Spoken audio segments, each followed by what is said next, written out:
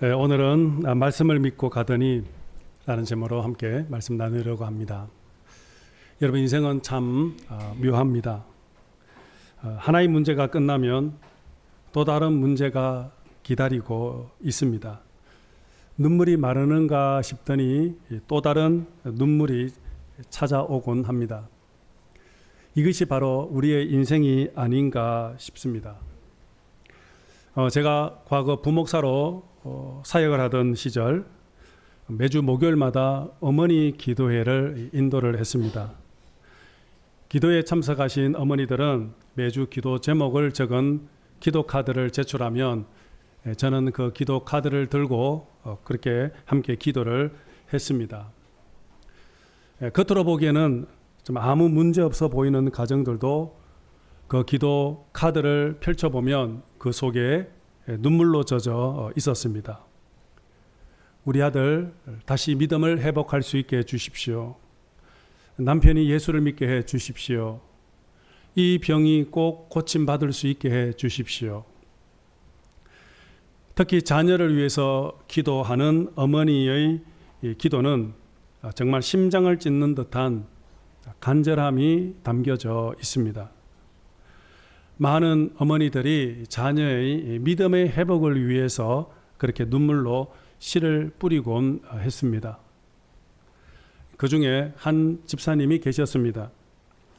그분은 두 아들의 믿음의 회복을 위해서 오랫동안 눈물로 기도를 했습니다.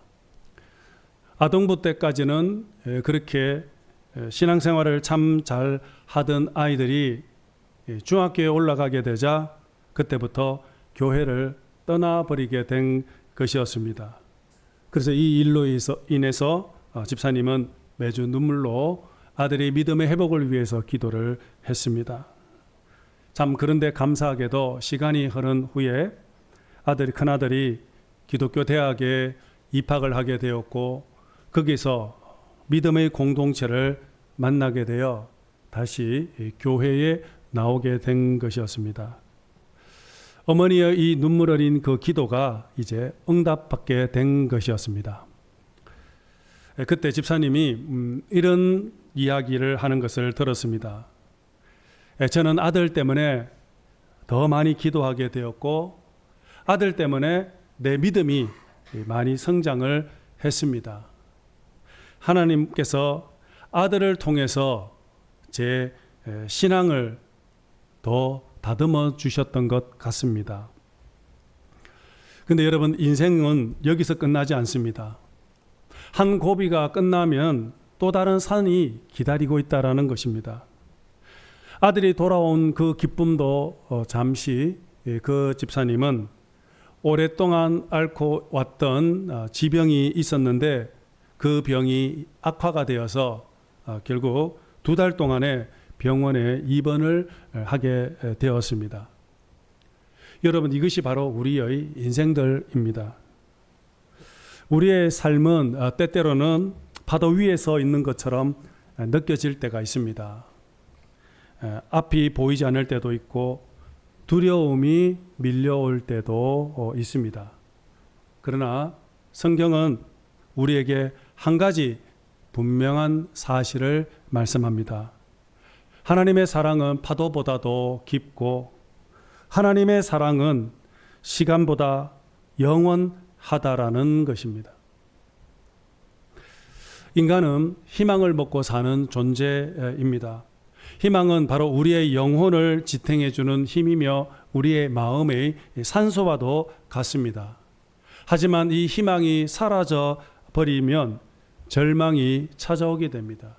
그때 우리 모두는 다 실족하여 넘어질 수밖에 없습니다. 그러나 하나님은 언제나 우리에게 희망의 말씀을 주십니다. 나는 너를 사랑한다. 너는 내 눈에 가장 보배롭고 존귀한 존재다. 내가 너와 영원히 함께한다. 나의 의로운 오른손으로 너를 꼭 붙잡아 주겠다. 그러니 두려워하지 말고 나와 함께 가자.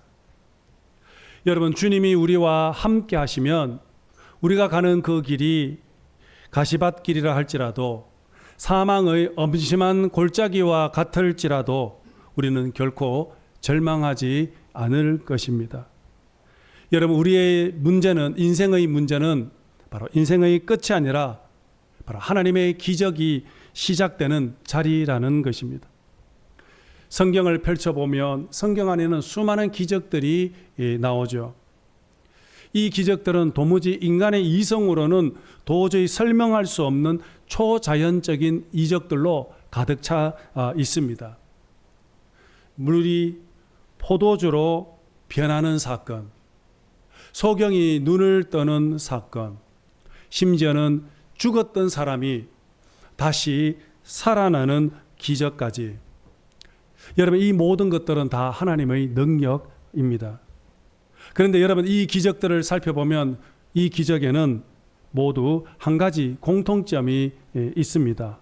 그것은 바로 하나님은 언제나 우리의 인생의 문제를 재료로 삼아서 그것으로 기적을 이루셨다라는 사실입니다.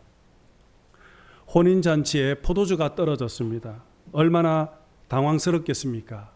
그런데 주님은 바로 물을 포도주로 바꾸는 그런 기적을 베푸셨던 것입니다. 태어날 때부터 앞을 못 보는 소경입니다. 그런데 주님은 그 아이가 앞을 볼 수 없기 때문에 그의 눈을 다시 뜨게 하는 그런 놀라운 기적을 행했던 것입니다. 과부의 아들이 죽어버렸습니다. 죽음의 아픔이 있지만 주님은 다시 죽은 아들을 다시 살리는 그런 놀라운 기적을 행했지 않습니까? 여러분, 성경을 보면 예수님은 언제나 문제 있는 사람들을 만나셨던 것입니다. 그리고 그들이 가지고 온 그 문제를 통해서 주님은 바로 재료를 삼아 놀라운 기적을 창조하셨던 것입니다. 그러므로 여러분, 기억하십시오.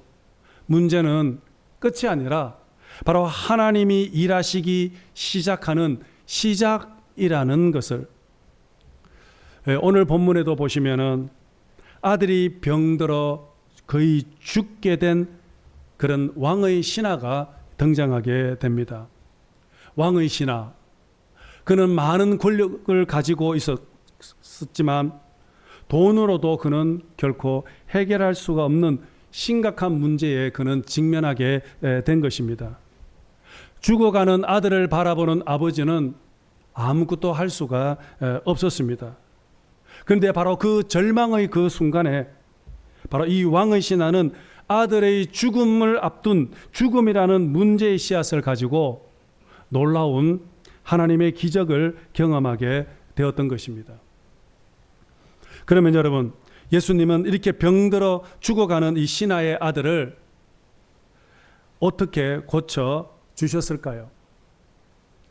먼저 우리가 기억해야 될 중요한 사실은 하나님의 기적은 언제나 절망의 끝자락에서부터 시작된다라는 것입니다.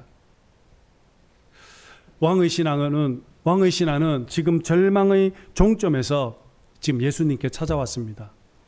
오늘 본문 47절 함께 보도록 하겠습니다. 시작. 그가 예수께서 유대로부터 갈릴리로 오셨다는 것을 듣고 가서 청하되 내려오셔서 내 아들의 병을 고쳐 주소서 하니 그가 거의 죽게 되었습니다. 여러분, 하나님의 기적이 언제 시작되었습니까? 아들이 거의 죽게 되었을 때였습니다. 여러분, 다 죽어가는 아들을 지켜보는 아버지의 마음은 여러분 어떨까요? 아마 아버지의 마음도 무너져 내렸을 것입니다. 아들이 병들었을 때부터 지금까지 그 아들의 병을 고치기 위해서 얼마나 많이 노력했겠습니까? 좋은 의사를 찾아갔을 것입니다. 좋은 약들을 다 구해서 아들에게 먹였을 것입니다. 하지만 아무 소용이 없었습니다. 아들은 점점 죽음의 문턱을 향하고 있었던 것이었습니다. 그래서 그는 예수님께 지금 울부짖고 있습니다. 여러분, 죽음을 앞둔 이 다급해진 아버지의 그 목소리를 여러분 한번 들어보십시오. 49절 오늘 본문 49절입니다. 시작. 신하가 이르되 주여 내 아이가 죽기 전에 내려오소서. 죽기 전에 내려오라는 것입니다. 여러분, 이렇게 절박한 이 외침이 들리십니까? 사랑하는 아들을 살리고 싶은 아버지의 이 울부짖음이 여러분 들리십니까? 예수님, 지금 당장 우리 집에 오셔서 아들을 고쳐주십시오. 아들에게 손을 얹고 기도해 주십시오. 그런 울부짖음 간절히 외치고 있는 것입니다. 제가 아는 어느 장로님 계십니다. 그 장로님이 젊은 시절에 아들이 원인을 알 수 없는 병에 걸렸습니다. 일종의 간질과 같은 증상이었는데 초등학생이었던 그 아들이 어느 날 갑자기 의식을 잃고 쓰러지기 시작을 한 것입니다. 멀쩡하다가도 갑자기 정신을 잃고 그렇게 넘어지기 시작을 하는 일이 반복되었던 것이었습니다. 그 일을 겪은 아들은 큰 충격을 받고 그래서 밖에 나가는 것을 두려워하게 되었습니다. 심지어는 학교도 가지 않으려고 하고 방에서 나오지 않으려고 하는 겁니다. 여러분, 학교도 가지 않고 방 안에만 있는 그 어린 아이의 모습을 지켜보는 부모의 마음은 여러분 어땠을까요? 아마 부모의 심정은 갈기갈기 찢어졌을 것입니다. 의사는 약을 먹으면 괜찮아질 수 있다라고 말을 하지만 아들의 마음은 벌써 이미 큰 상처를 받은 것이었습니다. 학교에 가면 친구들이 어떻게 자기를 볼까 두려워서, 그리고 또 혹시나 또 이렇게 쓰러지진 않을까 하는 그런 공포 때문에 학교를 가기를 거부했던 것입니다. 심지어는 집 밖으로도 나가지 않으려고 했습니다. 이런 모습을 지켜보는 아버지의 마음은 너무나도 아팠던 것입니다. 그래서 그 장로님은 매일 밤마다 교회로 쫓아가서 교회에서 기도를 했습니다. 그런데 그냥 기도하는 것이 아니었습니다. 교회 바닥에 엎드려서 울부짖으면서 그렇게 하나님께 기도를 했다고 합니다. 때로는 어떤 날은 얼마나 간절하게 기도했는지 기도하는 중에 손바닥으로 바닥을 내리치면서 기도했습니다. 그러다가 손에 금이 가고 손에 피가 나기도 했습니다. 하지만 손이 부서지고 피가 나도 아버지는 통증을 느낄 수가 없었다라고 합니다. 마음이 너무 아프기 때문에. 사랑하는 아들을 살리고 싶은 아버지의 그 마음이었습니다. 그런데 여러분, 그 후 그 아들은 어떻게 되었을까요? 여러분, 하나님은 결코 이런 부모님의 눈물을 그냥 지나치지 않습니다. 오늘 본문에 나오는 왕의 신하도 역시 바로 이런 심정으로 예수님께 달려왔던 것이었습니다. 여러분, 성경을 보시면은 하나님은 언제나 절망의 끝자락에서 역사하시는 것을 우리가 볼 수가 있습니다. 저는 성경을 읽을 때마다 하나님의 섭리를 묵상할 때마다 느끼는 것은 하나님의 응답은 종종 마지막 순간까지 우리를 기다리시게 한다라는 것입니다. 마치 벼랑 끝에 서 있어서 더 이상 뒤로 물러설 수 없는 그러한 상황까지 하나님은 우리를 기다리시게 한다는 것입니다. 거의 죽게 된 상황, 거의 멸망할 수밖에 없는 그러한 상황, 우리에게 남아있는 것이라고는 절망밖에 없을 그때에 하나님은 비로소 역사하기 시작을 한다라는 것입니다. 여러분, 하나님은 바로 인간의 절망의 그 절정에 바로 기적을 창조하십니다. 혹시 오늘 이 자리에 절망의 끝자락에 서 계시는 분 계십니까? 그러나 여러분, 하나님이라는 희망의 끈을 꼭 붙잡을 수 있기를 바랍니다. 끝까지 하나님을 신뢰하고 하나님을 믿음으로 기도하며 나아갈 때 하나님은 오늘 저와 여러분들의 문제를 통해서 놀라운 기적, 놀라운 하나님의 역사를 준비하고 계십니다. 우리의 인생의 문제는 끝이 아니라 바로 하나님의 기적, 하나님의 능력이 나타나는 시작에 불과하다라는 것입니다.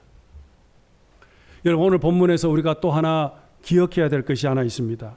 바로 그것은 바로 이 하나님의 기적, 이 하나님의 역사는 바로 말씀을 믿고 순종하는 사람들을 통해서 이루어진다라는 것입니다. 예수님이 가장 기뻐하시는 그러한 믿음은 다른 것이 아니라 기적을 보고 믿는 믿음이 아니라 기적을 보지 않고도 말씀을 듣고 말씀을 믿는 그러한 믿음이라는 것입니다.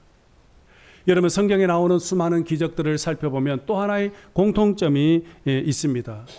바로 그 하나님의 기적과 하나님의 역사는 모두 다 하나님의 말씀에 순종했을 때 기적이 일어났다라는 사실입니다. 가나 혼인잔치를 한번 보십시오. 여러분, 이 혼인잔치에 물이 포도주로 변하는 이 기적 뒤에는 바로 예수님의 말씀에 순종했던 종이 있었기 때문입니다. 혼인잔치에 포도주가 떨어졌습니다. 얼마나 당황스럽겠습니까? 이 사실을 알고 있는 예수님의 어머니 마리아가 그 사실을 예수님께 알려줬습니다. 그때 예수님은 하인에게 말씀했습니다. 저기 항아리에 물을 가득히 채워라. 하인들은 예수님의 그 말씀에 순종하여 항아리에 물로 가득히 채웠습니다. 그러자 예수님이 또 말씀합니다.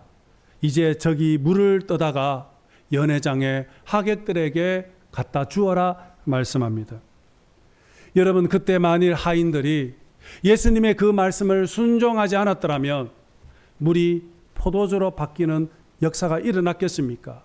하인들이 순간적으로 이런 생각합니다. 아니, 이건 물인데 이 물을 하객들에게 갖다 주다가 하객들이 화를 내면 어떻게 될까? 두려워서 순종하지 않았더라면 여러분 어떻게 되었을까요? 하지만 하인들은 예수님의 말씀에 순종했습니다. 그 말씀의 순종의 결과가 물이 포도주로 바뀌는 놀라운 역사를 경험하게 되었던 것 아닙니까? 베드로도 마찬가지입니다. 베드로는 밤새도록 갈릴리 바다에서 그물을 던졌지만 희한하게도 그날따라 고기 한 마리를 잡지 못했습니다. 그래서 날이 밝자 다시 무추로 돌아와서 내일 다시 고기를 잡아야 되겠다 생각을 하고 그물을 열심히 손질을 하고 있습니다. 내일은 만선의 꿈을 안고 있을 때에 예수님이 찾아오셨습니다. 그리고는 깊은 데로 가서 그물을 던져라 말씀을 합니다.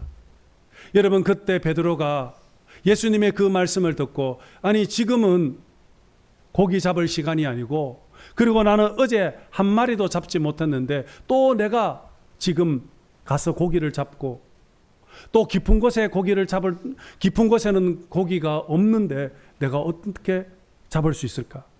하지만 베드로는 뭐라고 얘기했습니까? 내 말씀에 의지하여 내가 말씀에 순종하여 그물을 내리리다 했지 않습니까? 그래서 다시 배를 몰아서 깊은 곳에 가서 그물을 던졌더니 그 그물에는 그물이 찢어질 만큼 고기를 많이 잡지 않았습니까? 여러분, 이처럼 하나님의 말씀에 순종했을 때 그때 놀라운 하나님의 역사가 나타났던 것이었습니다. 여러분, 하나님은 오늘 우리의 문제를 단순히 제거하시는 분으로 것이 아니라 그 문제를 재료를 삼아서 기적을 만드시는 분이십니다. 또한 하나님의 그 기적은 말씀에 순종을 할 때 그때 비로소 하나님의 능력이 나타나게 된다라는 것입니다. 오늘 본문 50절을 한번 보십시오. 50절 보겠습니다. 시작.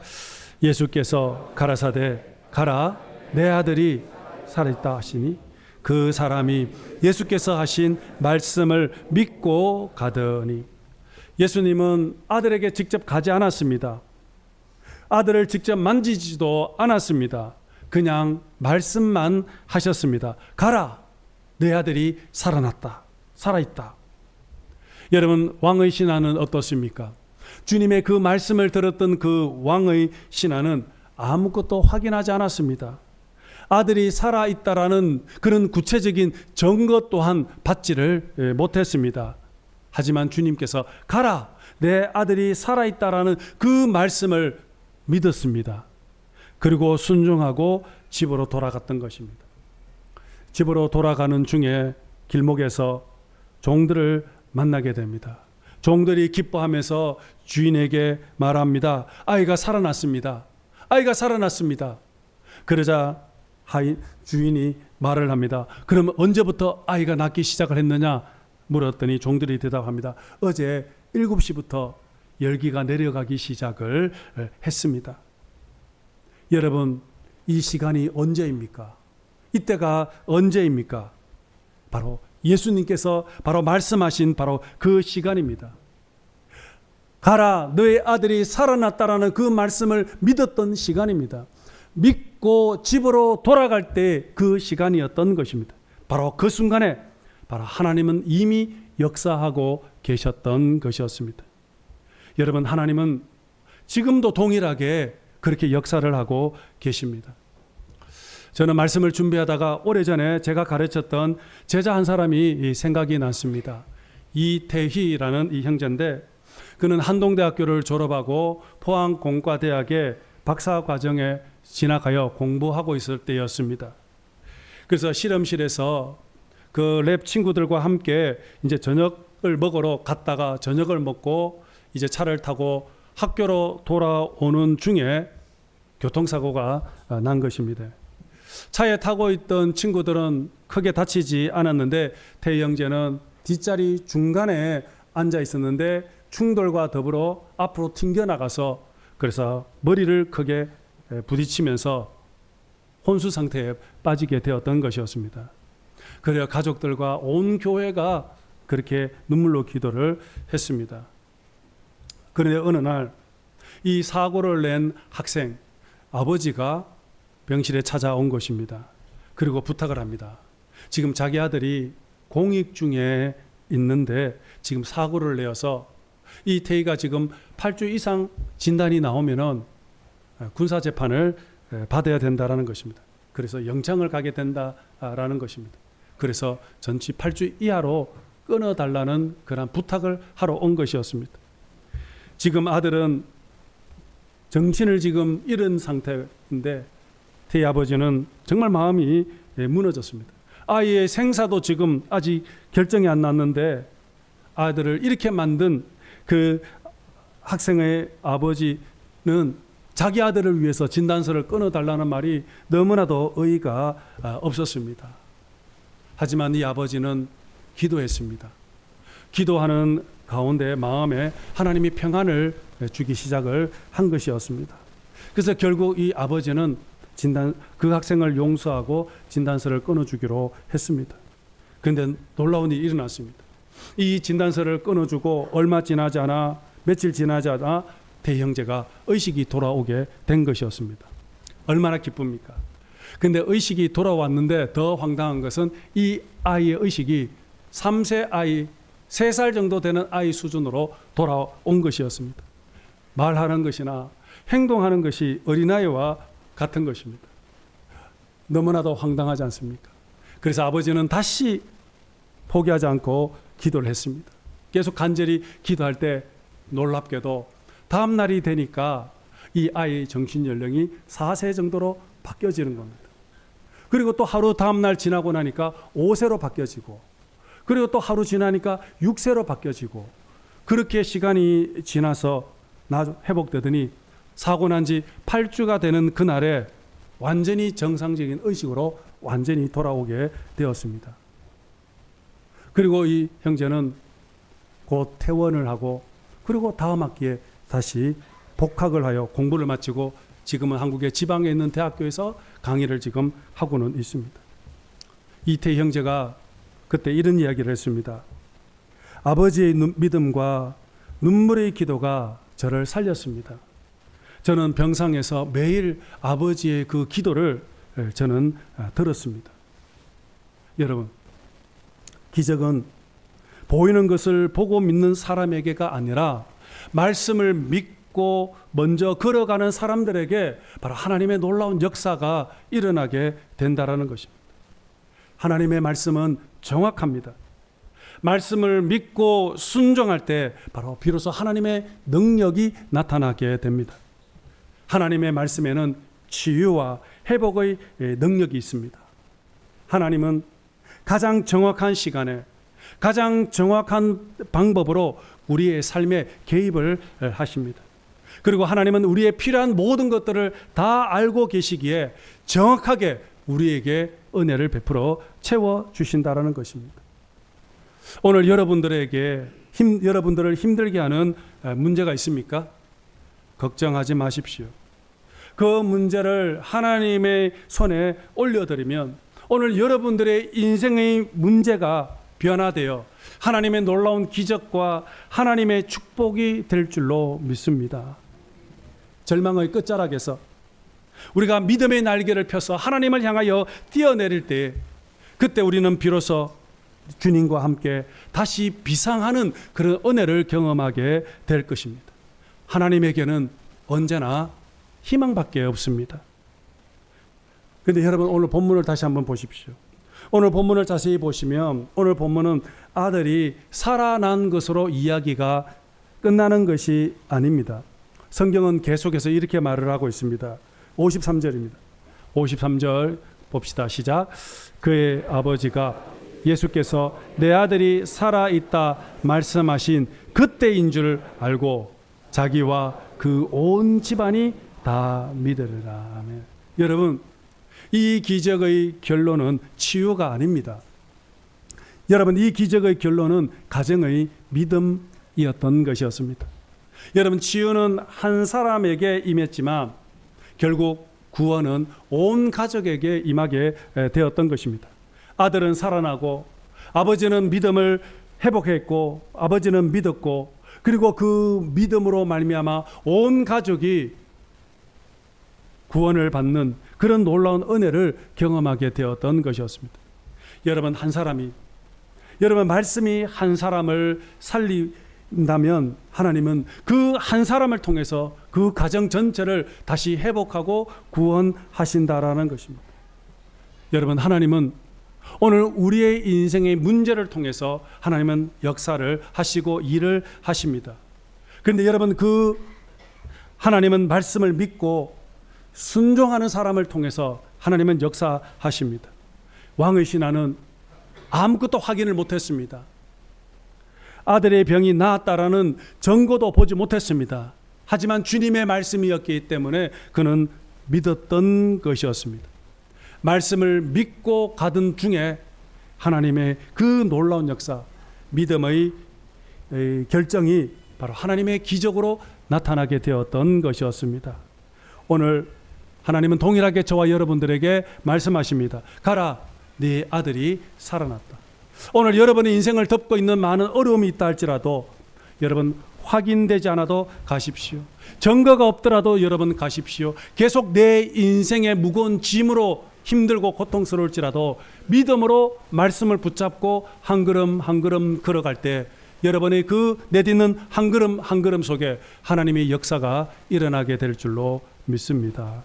오늘 여러분 모두 삶 가운데 하나님의 놀라운 역사, 절망이 희망으로 바뀌어지고 낙심이 하나님의 능력으로 바뀌어지는 놀라운 은혜가 오늘 여러분의 삶 가운데, 여러분의 가정 가운데 임하기를 주님 이름으로 축복합니다.